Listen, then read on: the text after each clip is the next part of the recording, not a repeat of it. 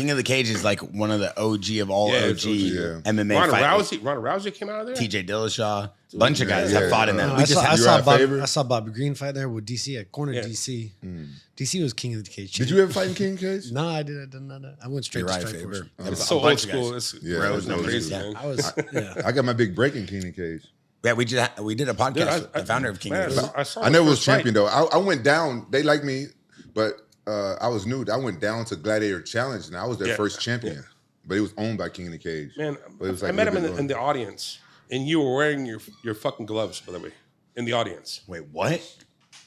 He was wearing his gloves in the audience. After the fight or before the fight? He was hanging out. Man. Not even fighting. Like, what's up, man? Hey, what's up, man?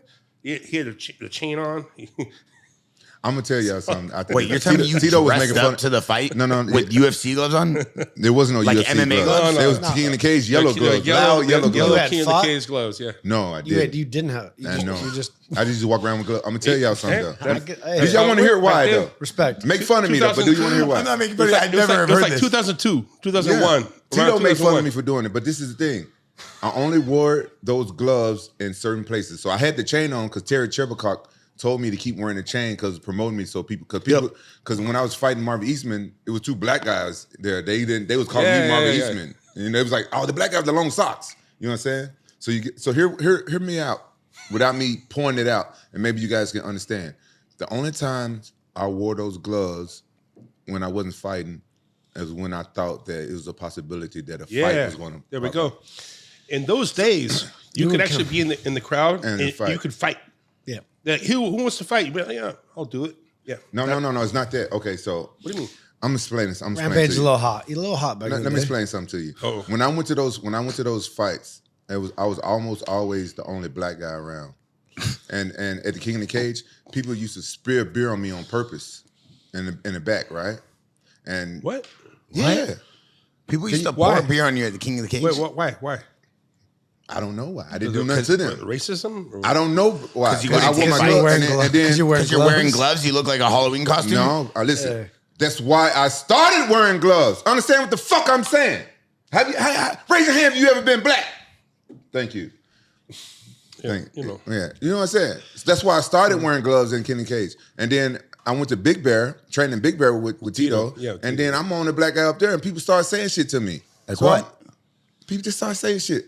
Hey, let's not pretend like this is America and some people don't like certain people because the way they don't look. I wasn't no superstar back then. This before UFC. Nobody knew who the fuck I was.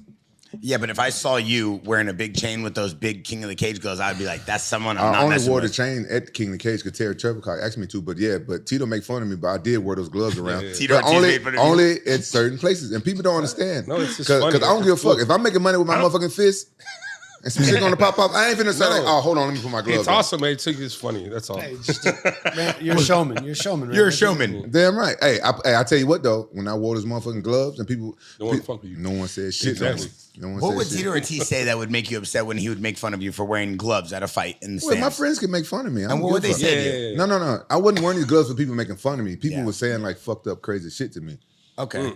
Like everybody does not like you guys. Some people don't like people for their skin color, the way they look. Oh right? yeah. Just like we had problems. Like we had problems in England. I should have worn them fucking gloves there. What do you mean you had problems in England? I told this story on the podcast, and some people didn't believe me.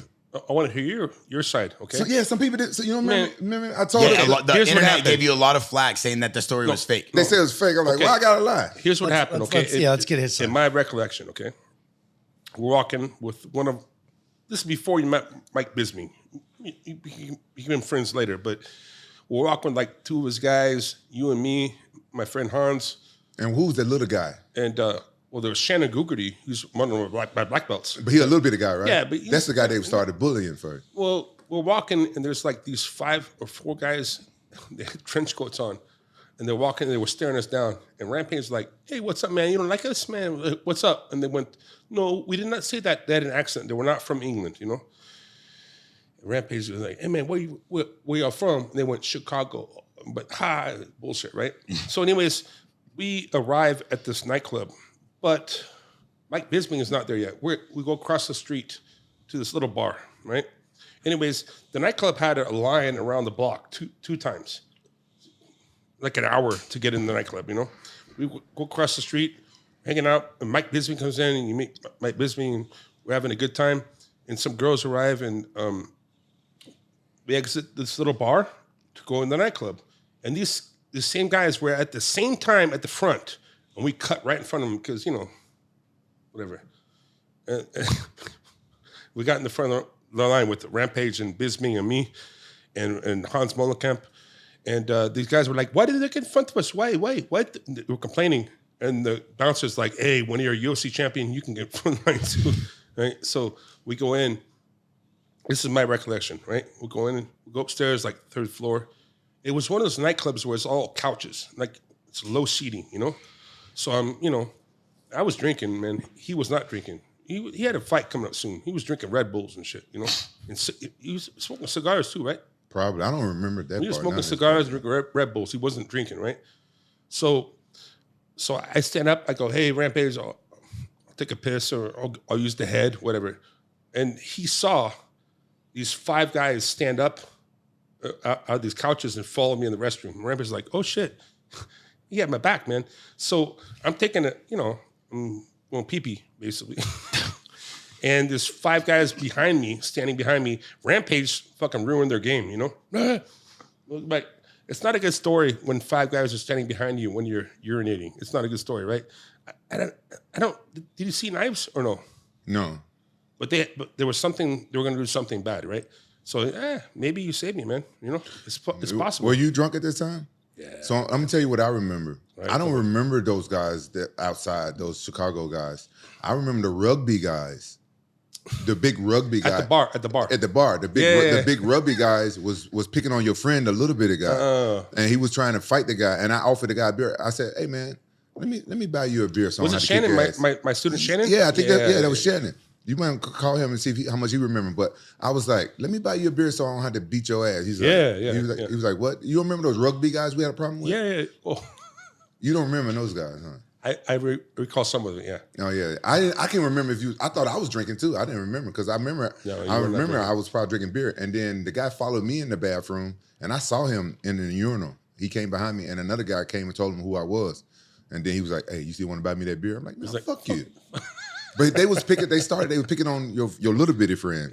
Yeah. I didn't remember. But he's a good fighter, Shannon. Yeah, I know. I remember he had. I know. I remember you telling good. me that because I didn't know him. I remember you telling me that.